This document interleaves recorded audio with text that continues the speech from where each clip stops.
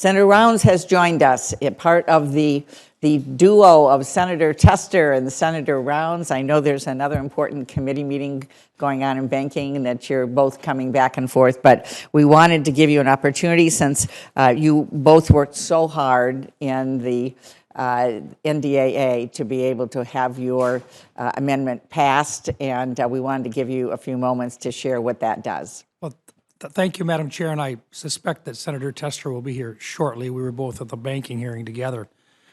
First, let me just say good morning, and I do believe that it is truly a privilege to be here today with the Senate Committee on Agriculture, Nutrition, and Forestry. I want to thank you, Madam Chair, along with Ranking Member Bozeman, for taking a special interest in this issue and inviting me to provide some remarks at the hearing today, along with Senator Tester, who is just arriving now. Don't worry, I'm just holding things up long enough for you to get here. I think Senator Tester always knows how to make an entrance. Keep the filibustering, buddy. Well, as you all know, China and Russia are our near-peer adversaries, and North Korea and Iran are no friends of the United States. These four adversaries view America as their top competitor and only wish to gain advantage and opportunities to surveil our nation's capabilities and resources. Over the course of the last several years, it has become very apparent that an increasing number of foreign purchases of American agricultural land is posing a threat to national security. After listening to the concerns of American producers, Senator Tester and I introduced the Promoting Agriculture Safeguards and Security, or PASS Act, to ban China, Russia, North Korea, and Iran from purchasing American farmland or ag businesses. Key portions of this legislation were included in Amendment number 813 to the Senate-passed National Defense Authorization Act. It's now referred to as Section 1086. Section 1086 would strengthen our national security while still providing access and opportunity for our foreign partners. Foreign investment in the U.S. real estate and farmland presents many economic opportunities, but in some cases can present significant consequences to our national security, trade, and food security. While Chinese entities currently hold slightly less than 1% of all foreign-held acres in the United States, the volume of their holdings have surged exponentially over the last 13 years, from roughly 13,000 acres to over 352,000 acres. And foreign ownership and investment in the United States agricultural land nearly doubled. In recent years, our country has seen firsthand attempts by our near-peer competitors to acquire land adjacent to our military bases. In 2020, a Chinese-linked company planned to build a wind energy farm project near Del Rio, Texas, only miles away from Laughlin Air Force Base, where U.S. pilots are trained. In 2022, a Chinese-linked company attempted to build a corn milling plant on farmland near a sensitive Air Force base outside Grand Forks, North Dakota. Treasury later determined that they did not have the proper jurisdiction to act in this case, which demonstrates the need for this section to become law. The legislation, as included in the Senate-passed version of the NDAA, would require the Committee on Foreign Investment in the United States, or CFIUS, to prohibit China, Russia, North Korea, and Iran from purchasing agricultural land and agricultural businesses in the United States and make reforms to the CFIUS process to improve our country's ability to protect our national security. However, this legislation would also allow the President of the United States to waive the requirement prohibiting a purchase by one of these four countries.